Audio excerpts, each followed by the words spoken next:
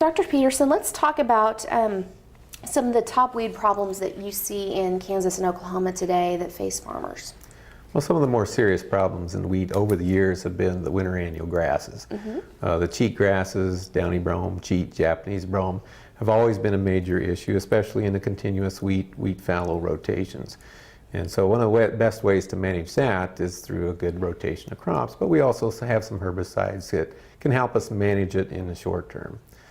Other major weed problems in wheat, maybe evolving weed problems in wheat, if you will, would be the ALS-resistant mustard-type species, such as bushy wallflower and flicksweed. These are fairly common throughout the region, but we've been able to control them very easily over the years with the ALS-inhibiting herbicides, such as Finesse and Ally. But we're starting to see the development of certain populations that are resistant to those herbicides, and so accordingly, we're going to have to adjust our weed control programs to get a good handle on that. Okay. So how big of a problem is herbicide resistance in Kansas and Oklahoma? Are we talking an immediate concern here, or can farmers plan ahead for the future? Well, herbicide resistance is not a new problem. We've been dealing with that for many years, but it's always kind of an ongoing, evolving problem. And so anytime we start to rely too heavily on any one herbicide, that seems like when we start to develop a resistance issue. And so really the key to managing herbicide resistance is not to rely solely on one herbicide or one mode of action. Rotate those herbicides, which is probably most easily done through a good rotation of crops, where we can use different herbicides during different times of the season. Okay.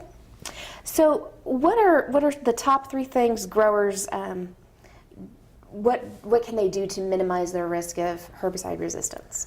I'd say one of the top management practices to help minimize the development of herbicide resistance is crop rotation. If you have a good rotation of crops, especially winter and summer crops, it changes the growing season, allows you to use different herbicides with different modes of action, and anything we can do to integrate different management factors will help to reduce that development of resistance over time. Okay. What are the top three solutions to other forms of herbicide resistance? You talked about crop rotation.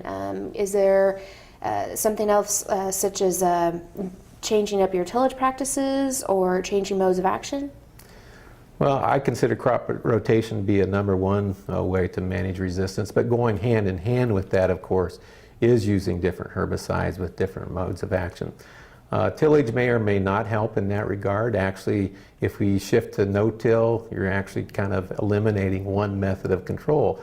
So most likely you are going to have to rely more heavily then on the other methods of control, which primarily would be herbicides and rotation. So rotation really becomes even more critical in a reduced or no-till system than it is in a conventional tillage system.